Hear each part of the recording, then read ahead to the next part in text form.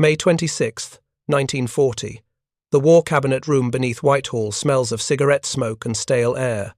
Outside, German panzers are crushing what remains of the British Expeditionary Force against the beaches at Dunkirk. Inside, Winston Churchill sits across from Lord Halifax, and the two men are about to determine whether Western civilization will survive or collapse. Halifax speaks first. His voice is calm, measured, aristocratic. Italy might mediate, he suggests. Mussolini could broker terms.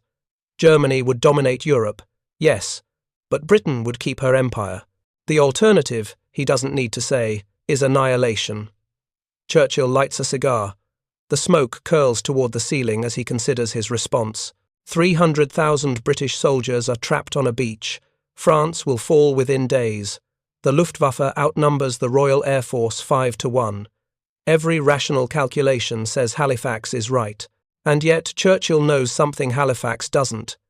He knows that Adolf Hitler has been offering peace to Britain since the war began, not 17 times, as some would later claim, not through secret channels or elaborate diplomatic conspiracies, but repeatedly, publicly, and with genuine conviction. If you're enjoying this deep dive into the story, hit the subscribe button and let us know in the comments from where in the world you are watching from today. The question that would haunt the next 5 years of war was simple.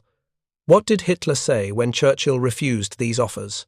What went through the mind of a dictator who believed he understood the British better than they understood themselves? And how did these rejections transform a man who desperately wanted Britain as an ally into one who would order the destruction of London? To understand this, you have to go back to before the war even started, to a prison cell in Bavaria in 1924, where a 35-year-old failed revolutionary was dictating his political testament to a loyal deputy named Rudolf Hess. Adolf Hitler's obsession with Britain began early. In Mein Kampf, he outlined a vision that would dominate his thinking for the next 2 decades. Germany would expand eastward into Russia.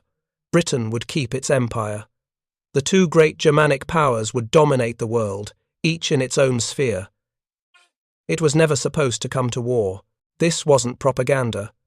Hitler genuinely admired the British Empire. He had studied how a small island nation came to rule a quarter of the globe. He saw Britain as a racial kinsman, fellow Aryans who had proven their superiority through conquest. When he looked at the map of the British Empire, he saw what Germany could become if only it had living space in the east. The problem was Churchill. Or rather, the problem was that most British politicians weren't Churchill. Through the 1930s, as Hitler systematically dismantled the Treaty of Versailles, British leaders had pursued appeasement.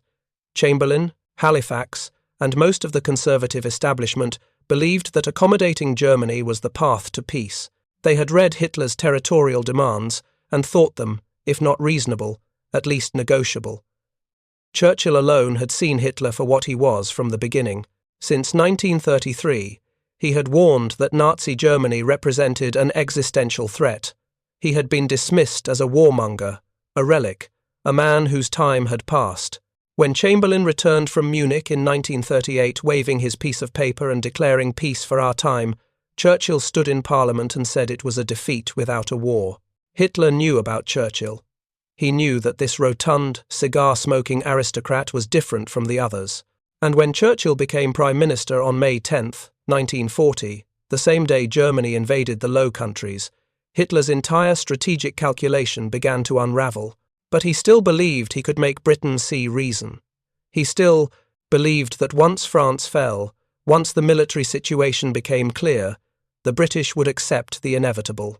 The first peace offer came on October 6, 1939, just 1 month after Britain declared war over Poland. Hitler stood before the Reichstag and delivered what he called an appeal to the reasonable men of Europe. Poland was conquered, he said. The quarrel was settled. Why should the war continue? He condemned war as an enterprise where all participants were losers. He spoke of millions of deaths and billions in lost wealth. He suggested that the leading nations of Europe should come together to guarantee a statute that would ensure security and peace for all. The speech lasted 90 minutes. Much of it was celebratory, boasting about the conquest of Poland, mixed with lies about Polish atrocities and German restraint. but buried in the rhetoric was a genuine offer. Let's end this now, before it gets worse. Germany keeps Poland. Britain keeps its empire. Everyone goes home. The Western response was immediate and unambiguous.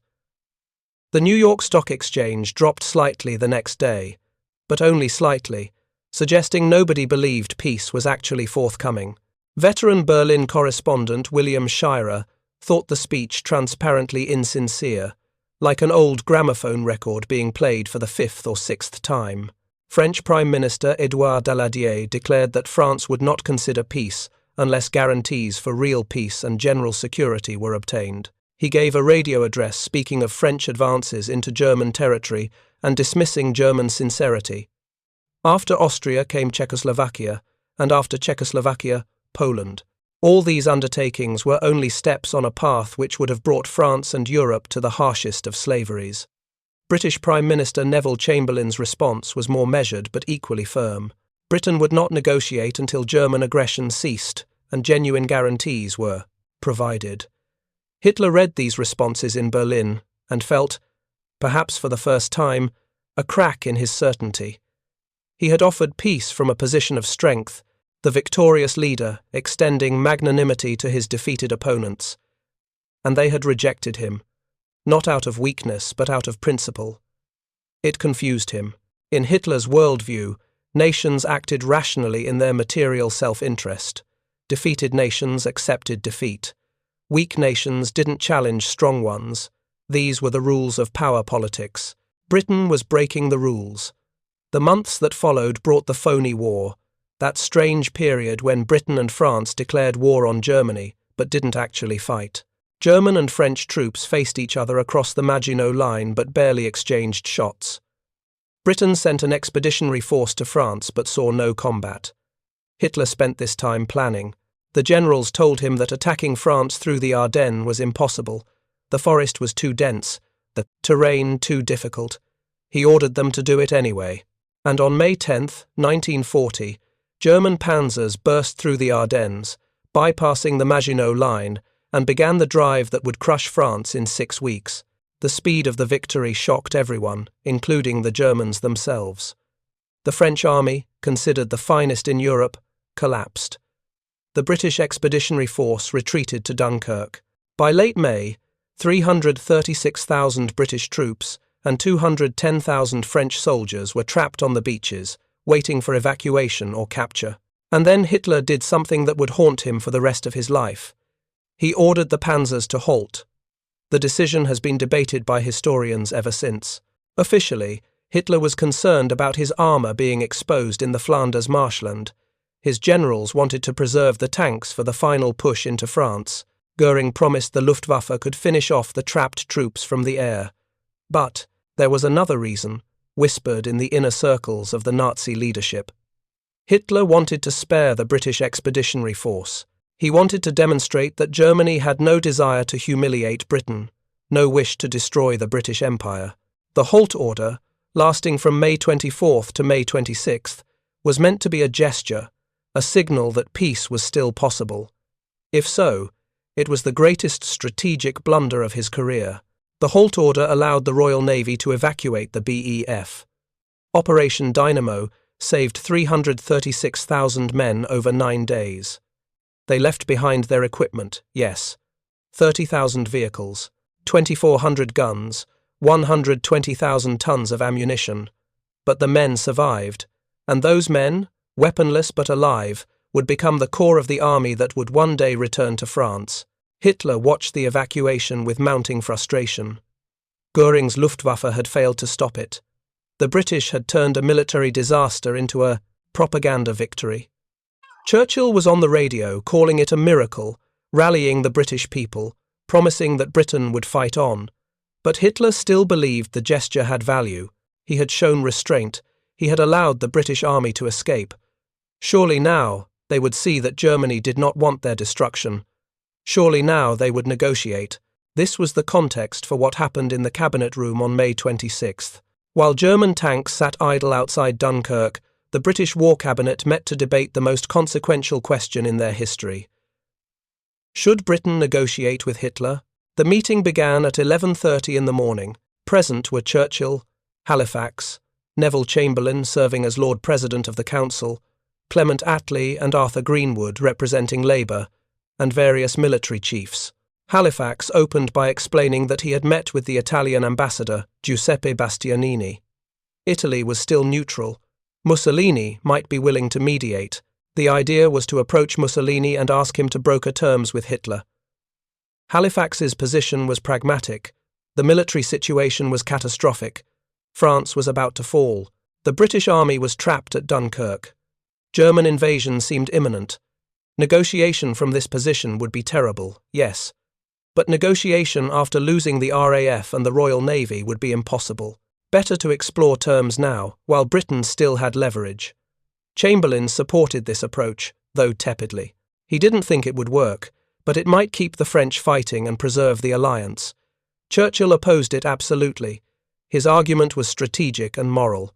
Strategically, any approach to Mussolini would signal weakness to Hitler. It would encourage harsher demands. Britain's bargaining position, such as it was, rested on the perception that they would fight on. The moment they asked for terms, that perception would shatter. Morally, Churchill argued that peace achieved under a German-dominated Europe was no peace at all.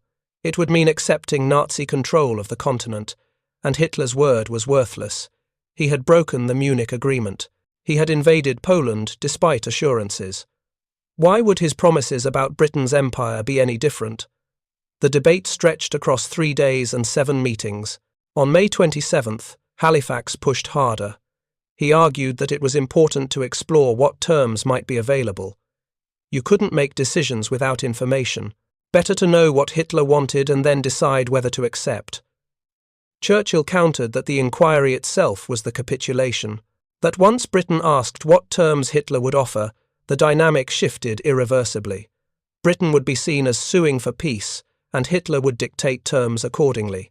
At one point, Halifax became so frustrated that he implied he might resign. This was a direct threat. If Halifax resigned, Chamberlain would likely follow. The Conservative Party might withdraw its support. Churchill's government could fall.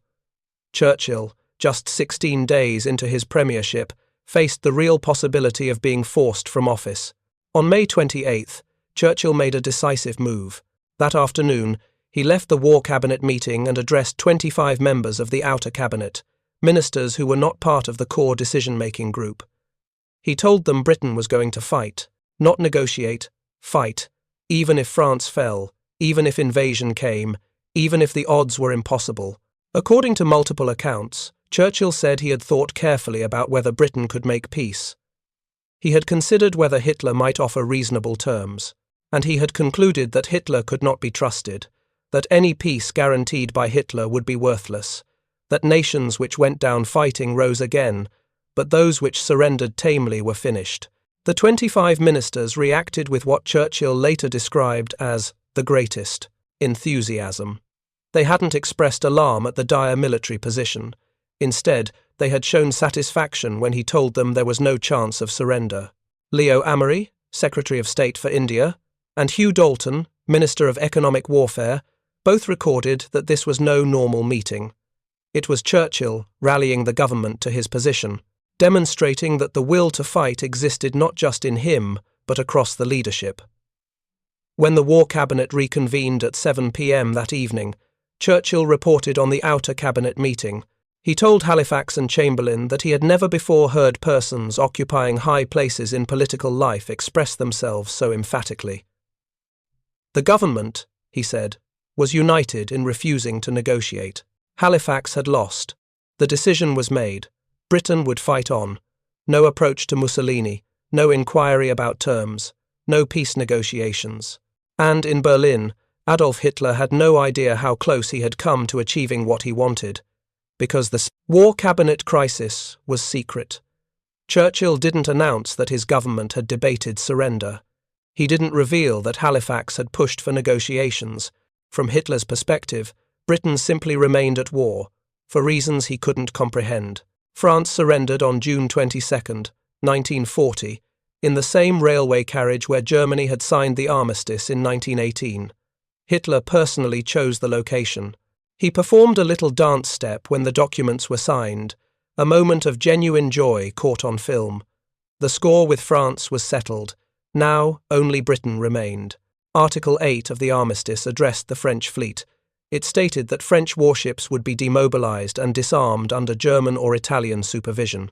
Germany solemnly declared it had no intention of using the French fleet for its own purposes during the war.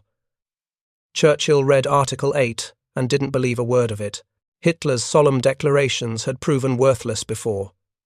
He had promised not to remilitarize the Rhineland, then did it. He had promised Czechoslovakia was his last territorial demand, then took Poland. Why would his promise about the French fleet be any different? On July 3, 1940, the Royal Navy attacked the French fleet at Mers el-Kebir in Algeria. British shells killed 1,297 French sailors, men who had been allies 3 weeks earlier. The battleship Bretagne capsized. The Provence and Dunkirk burned. Only the Strasbourg escaped. News of the attack reached Hitler at the Berghof, his mountain retreat in Bavaria. His reaction, recorded by those present, was surprise followed by satisfaction. He hadn't expected the British to do something so ruthless.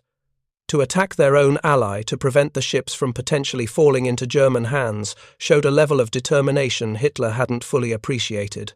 The British, he told his staff, were proving themselves as ruthless as he was. But the satisfaction had a darker edge.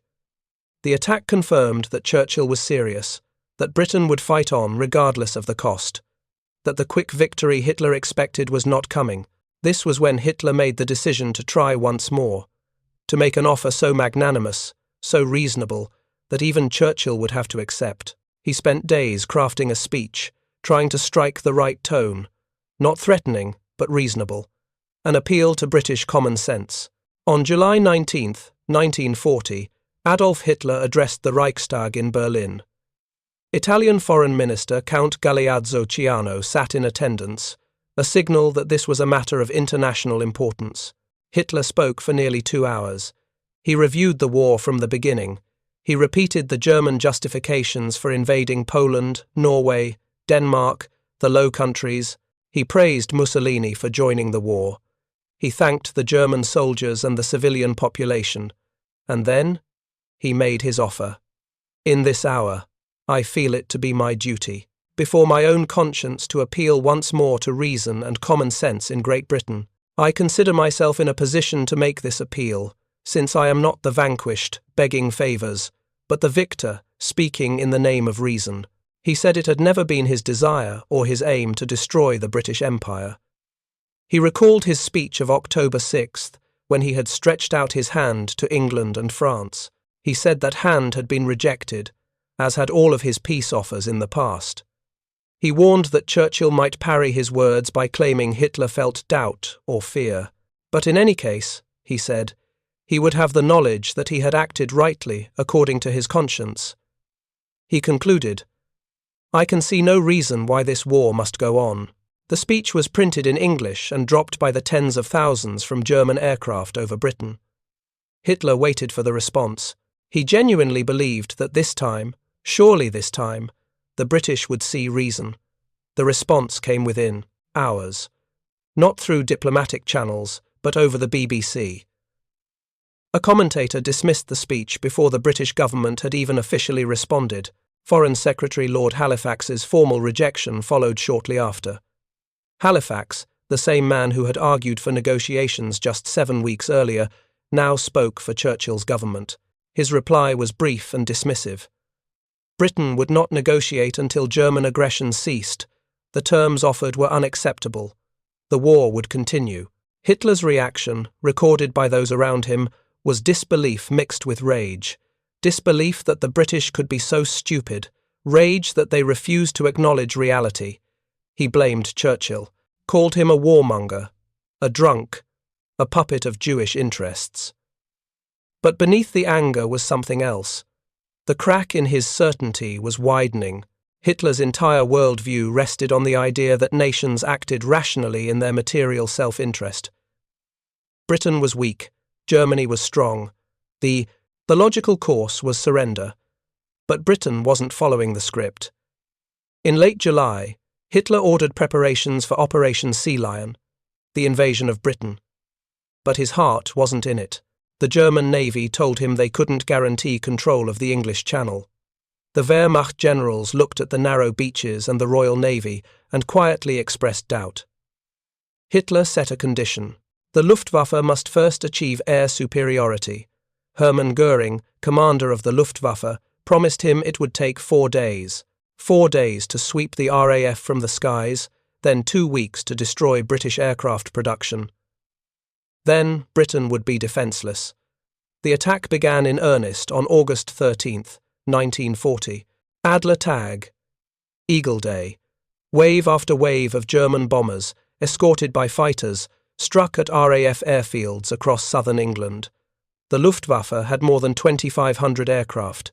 The RAF had barely 700 fighters.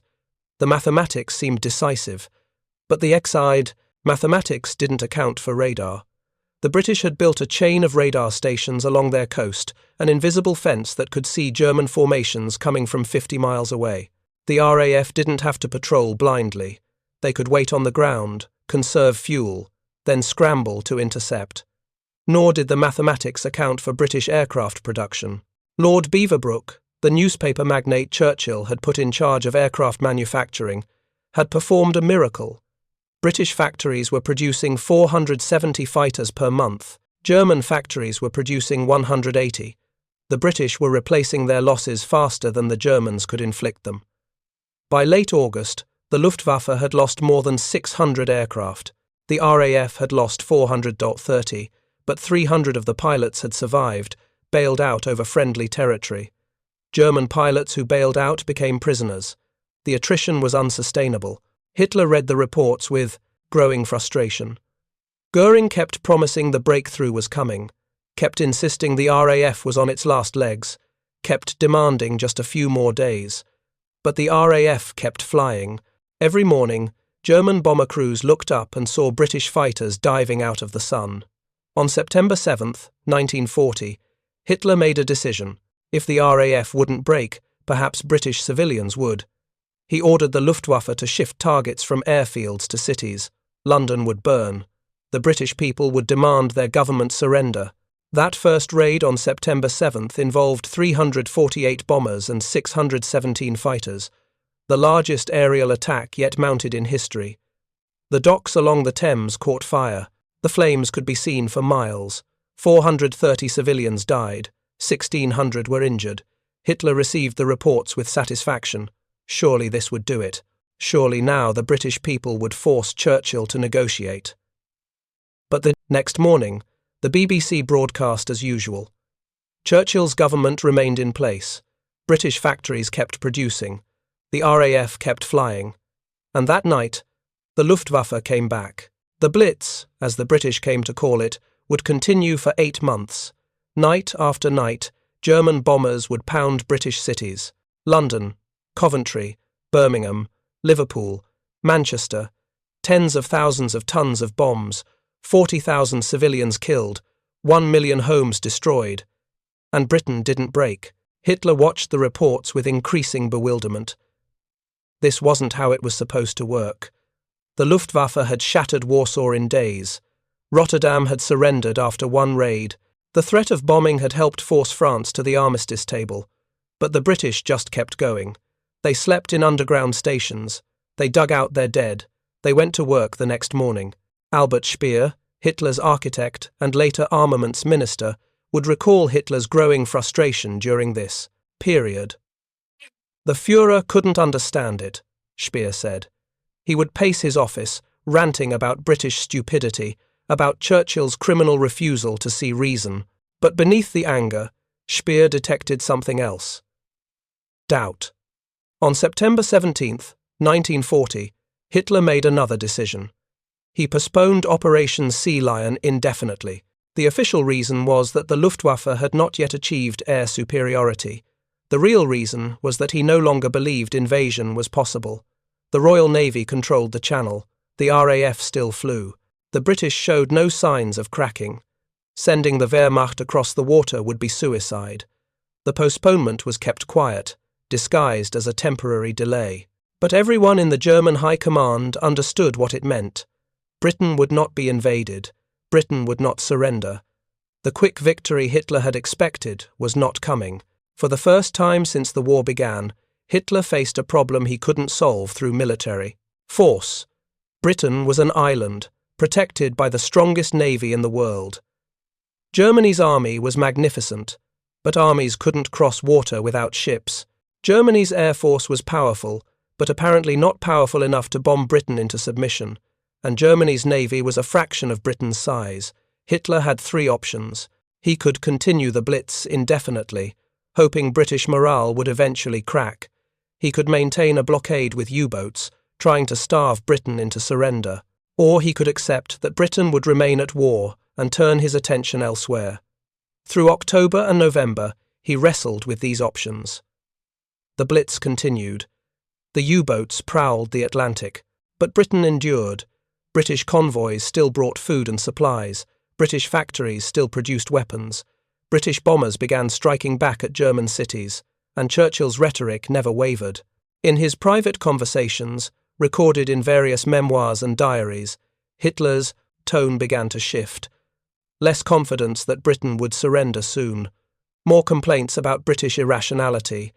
More references to Jewish influence keeping Churchill in power. More suggestions that Britain was no longer the main problem, because by November 1940, Hitler's attention was turning eastward, to Russia, to the Great Crusade he had always envisioned, to the living space in the East that he had written about in Mein Kampf, to the destruction of Bolshevism, which he considered his historical mission. The strategic logic, though delusional, was clear in his mind. Britain wouldn't surrender because they believed they could still win, and they believed they could still win because they expected Russia would eventually become an enemy of Germany. If Germany destroyed Russia first, Britain would lose hope. They would have no potential ally on the continent. Then, finally, they would make peace. On December 18, 1940, Hitler signed Führer Directive, number 21. The directive ordered the Wehrmacht to prepare for Operation Barbarossa, the invasion of the Soviet Union. The attack would begin in May 1941. The campaign would last 4 months. Russia would be crushed before winter. The directive was the clearest evidence of Hitler's state of mind. He was giving up on defeating Britain in the near term. He was accepting that Britain would remain at war. He was betting everything on a new gamble, that destroying Russia would somehow force Britain to surrender. It was an implicit admission of failure. The Britain problem was supposed to be solved by now. The war in the West was supposed to be over. Instead, British bombers were hitting German cities. British commandos were raiding the French coast. British forces were fighting in North Africa. And Churchill was on the radio every few weeks, his voice crackling across the airwaves, promising victory. But Hitler never explicitly said Britain will never surrender. He was constitutionally incapable of that kind of admission. Instead, he shifted his narrative.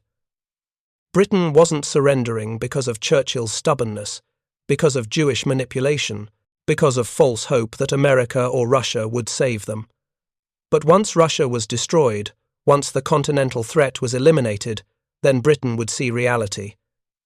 It was a rationalization, a way of avoiding the fundamental truth, that his entire strategy had been based on a misunderstanding of British character. He had assumed the British would behave rationally, according to his definition of rationality, that they would calculate costs and benefits and make the logical choice. He had never considered that they might simply refuse to surrender, regardless of the odds. If you find this story engaging, please take a moment to subscribe and enable notifications. It helps us continue producing in-depth content like this. But in the inner circle of the Nazi leadership, there was one man who still believed peace with Britain was possible, who still believed that Churchill was an aberration, that the British people and their aristocracy wanted an end to the war, who believed so fervently in this idea that he was willing to risk everything to make it happen. Rudolf Hess had been with Hitler from the beginning. He joined the Nazi Party in 1920. He stood with Hitler at the Beer Hall Putsch in 1923. He sat in Landsberg prison in 1924, taking dictation as Hitler spoke the words that would become Mein Kampf. As Deputy Führer, Hess was third in the Nazi hierarchy, behind only Hitler and Hermann Göring. On paper, he was one of the most powerful men in Germany, but by 1941, his actual influence had waned dramatically. Hitler was consumed by military strategy.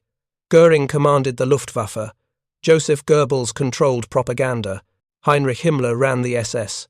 Martin Bormann, Hess's own former deputy, was consolidating power as Hitler's personal secretary.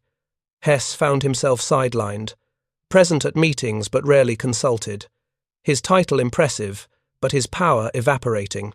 Some in Hitler's inner circle whispered that he was losing his mind, that his devotion to astrology and alternative medicine was becoming obsessive, that his ideas were increasingly detached from reality. But Hess had an idea, one final grand gesture that would win back Hitler's favour and achieve what the Wehrmacht had failed to accomplish. He would fly to Britain personally. He would bypass Churchill and negotiate directly with the peace faction he believed existed in the British aristocracy. He would end the war in the West. Through the winter of 1940 and into the spring of 1941, Hess made his preparations. He was a trained pilot, had been since the Great War. He arranged access to a Messerschmitt Bf 1-10, a twin-engine fighter. He practiced long-distance flying, learned to use the aircraft's radio navigation systems. He studied maps of Scotland. He focused on a particular target, the Duke of Hamilton, a Scottish aristocrat who Hess believed headed a faction of British nobles opposed to Churchill's war policy. Hess's information was badly outdated. The Duke of Hamilton had indeed been involved with the Anglo-German Fellowship in the 1930s, an organisation that promoted better relations between Britain and Germany. But that was before the war. By 1941, Hamilton was an RAF wing commander, loyal to his country and committed to fighting Germany. Hess either didn't know this or didn't believe it. He was convinced that Hamilton could be persuaded, that the British aristocracy wanted peace, that Churchill was an anomaly who could be bypassed. On the evening of May 10th, 1941, Rudolf Hess climbed into his Messerschmitt at Augsburg airfield. He had left a letter for Hitler, explaining his mission. The letter would be delivered the next morning by his adjutant, Karl-Heinz Peinsch. Hess took off at 5:45 p.m. He flew north, crossing over Germany, then out over the North Sea. He navigated by radio beacons and dead reckoning, flying alone in the gathering darkness. The flight was nearly 1,000 miles. He crossed the Scottish coast around 10:30 p.m., recognised landmarks from his maps, and began searching for his target. Dungavel House, the Duke of Hamilton's estate near Glasgow. The Messerschmitt's fuel was running low. Hess couldn't find a suitable landing spot in the darkness. At 10,000 feet, he made the decision to bail out. He rolled the aircraft, dropped through the canopy, and pulled his ripcord. The Messerschmitt crashed into a field at Flores Farm near the village of Eaglesham. It exploded on impact. Hess landed hard in another field about half a mile away. He struggled with his parachute, tangled in the lines, when a local farmer named David McLean found him. McLean approached cautiously, pitchfork in hand. The German pilot identified himself as Captain Alfred Horn and demanded to be taken to the Duke of Hamilton. McLean, unimpressed by demands from a German who had just crashed in his field, took the man to the local Home Guard station instead. The next morning, the Duke of Hamilton was summoned. He commanded an RAF station at Turnhouse and was initially sceptical that Rudolf Hess, Deputy Führer of Germany, had actually parachuted into Scotland. But when he met the prisoner, recognition was immediate. Hamilton had met Hess briefly at the Berlin Olympics in 1936. Hess explained his mission. He had come, he said, without Hitler's knowledge, to offer peace terms. Germany would give Britain a free hand in the Empire. Britain would give Germany a free hand in Europe. The war would end. All that was required was to remove Churchill from power. Hamilton listened politely, then reported the conversation to his superiors. By that evening, Churchill knew that Hitler's deputy, Führer, was in British custody. Churchill's reaction mixed amusement with caution. The arrival of Hess was certainly bizarre, possibly the strangest event of the war so far, but it was also potentially embarrassing. Any suggestion that the British government had been in prior negotiations with Germany could damage Churchill's credibility with allies, particularly with the Americans he was desperately trying to bring into the war. Churchill made a brief, bland statement. Rudolf Hess had arrived in Scotland. He was being held in custody. No further comment. The press speculated wildly. Was this a peace mission? A coup attempt? Had Hess defected? Gone mad? Been sent by Hitler? The truth, as it emerged over subsequent interrogations, was both simpler and sadder. Hess had come on his own initiative, believing he understood Hitler's mind and British politics well enough to broker peace. He was wrong on both counts. Hitler's reaction, when Pinch delivered the letter on the morning of May 11th, was one of incandescent rage. Albert Speer, waiting outside Hitler's office, heard what he described as an inarticulate, almost animal outcry. Hitler's fury wasn't just about Hess's unauthorized mission, it was about how it would look to his allies. What bothered him, Speer later wrote, was that Churchill might use the incident to pretend to Germany's allies that Hitler was extending a peace feeler. "Who will believe me when I say that Hess did not fly there in my name?" Hitler reportedly said. Japan might even alter her policy because of this. Hitler immediately disavowed the mission.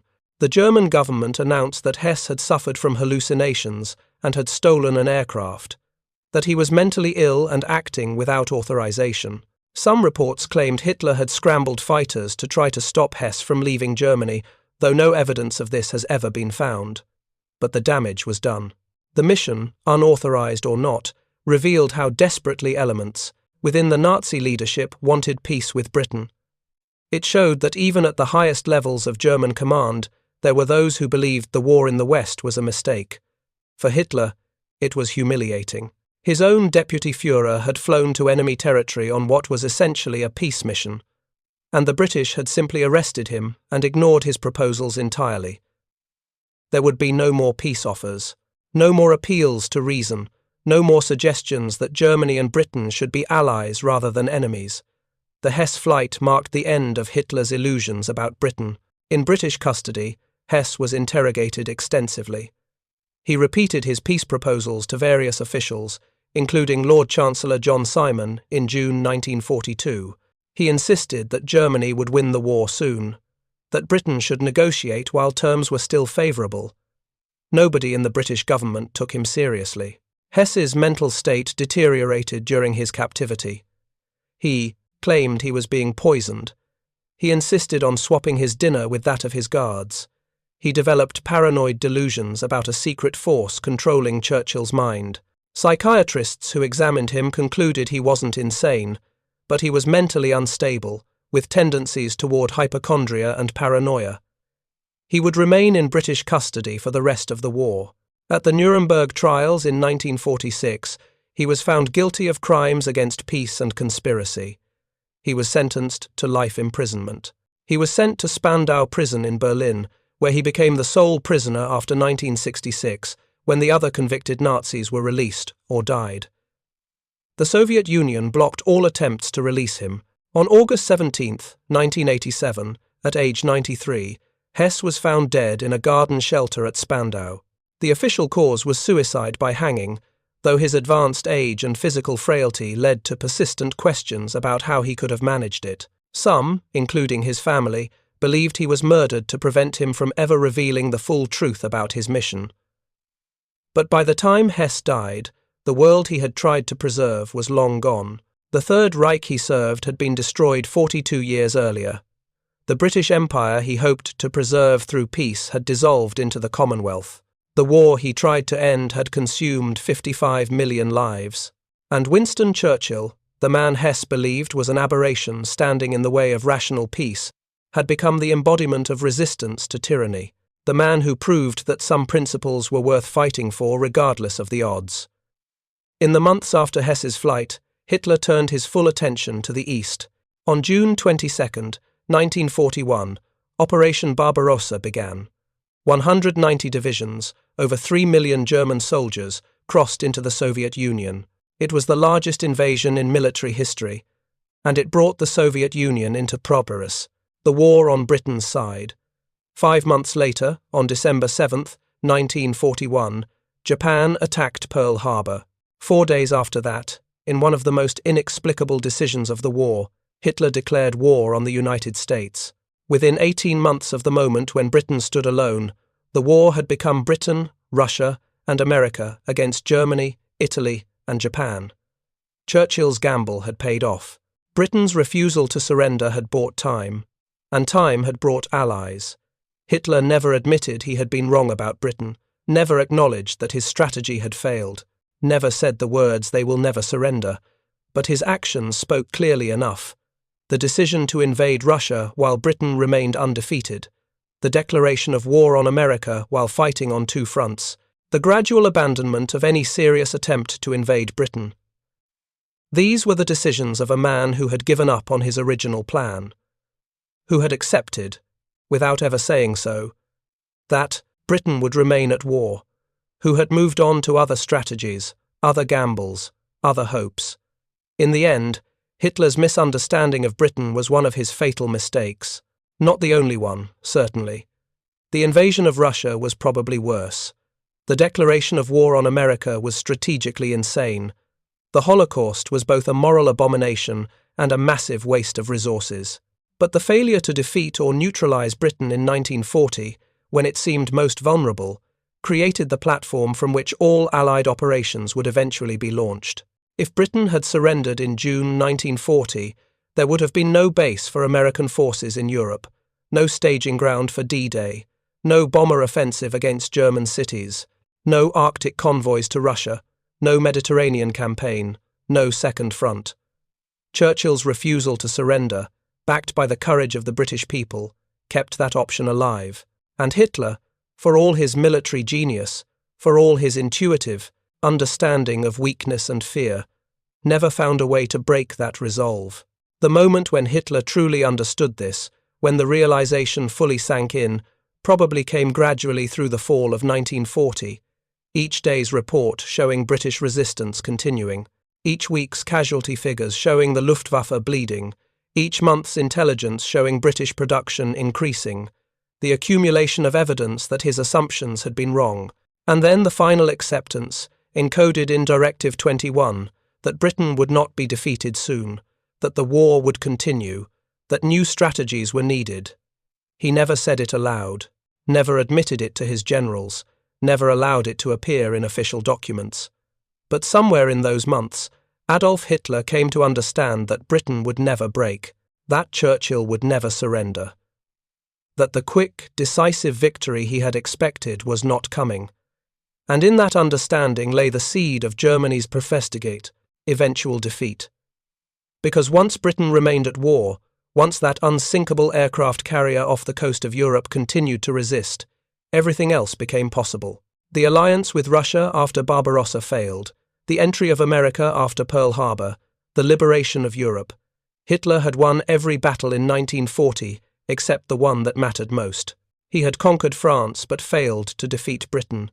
And that failure, that single stubborn island refusing to acknowledge its defeat, would ultimately prove fatal. The peace offers, whether you counted them as 2 or 5 or 17, had all shared the same fundamental flaw. They had assumed that Britain would calculate costs and benefits rationally, that overwhelming military superiority would translate into political surrender. They had assumed Britain would behave like every other nation Hitler had conquered. But Churchill had made a different calculation, not about military balance or economic capacity or strategic position. He had calculated that some things were worth fighting for regardless of the cost, that Nazi domination of Europe was unacceptable, that Hitler's word was worthless, that surrender before battle offered no better terms than surrender after defeat, and most importantly, that time was on Britain's side, that if Britain could just survive, just hold on, just refuse to quit, eventually the equation would change. He had been right. By the time the war ended in May 1945, the Third Reich was rubble. Berlin was occupied by Soviet troops. Hitler had committed suicide in his bunker. The 1,000-year Reich had lasted 12 years. And Britain, battered and broke but still standing, was on the winning side. The irony would have been lost on Hitler if he had lived to see it.